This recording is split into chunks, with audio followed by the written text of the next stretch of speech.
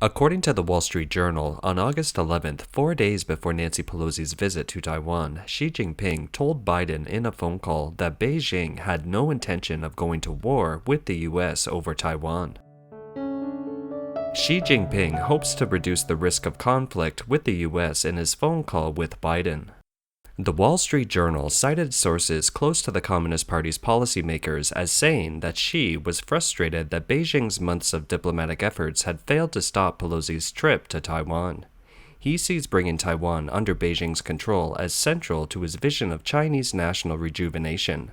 During a phone call between the US and Chinese leaders on July 28th, Xi warned Biden that there would be uncertain consequences if Pelosi went to Taiwan. But he also said it was not time for a full-blown crisis and that both sides needed to maintain peace and security.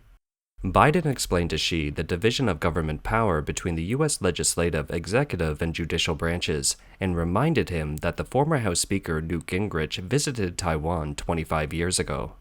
U.S. government officials also made clear to Beijing that Washington is committed to a one-China policy in support of long-standing U.S.-China relations, but that members of Congress have the right to visit Taiwan.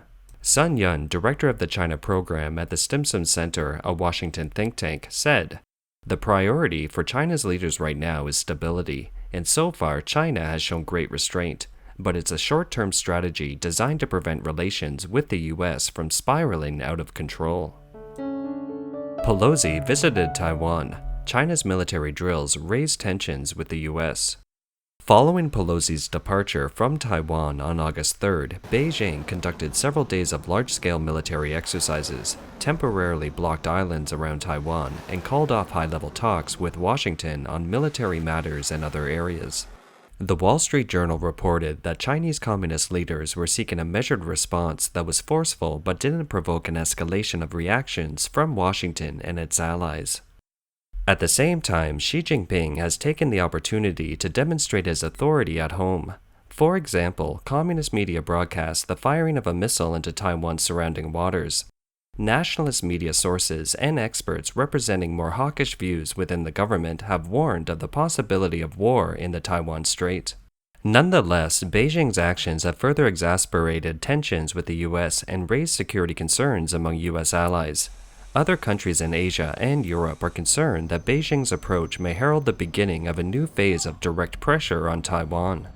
Jude Blanchette, a China expert at the Center for Strategic and International Studies, said, "Beijing will be extremely responsive to Taiwan in the future, a defining feature of the U.S.-China relations in the months ahead."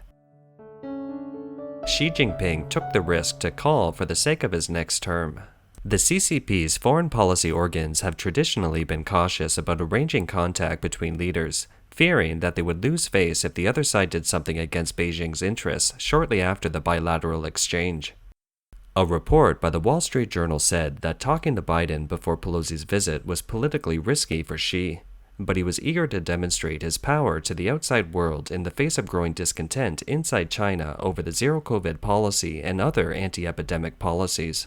An important factor for Xi is his desire to maintain stability ahead of the Communist Party's National Congress later this year.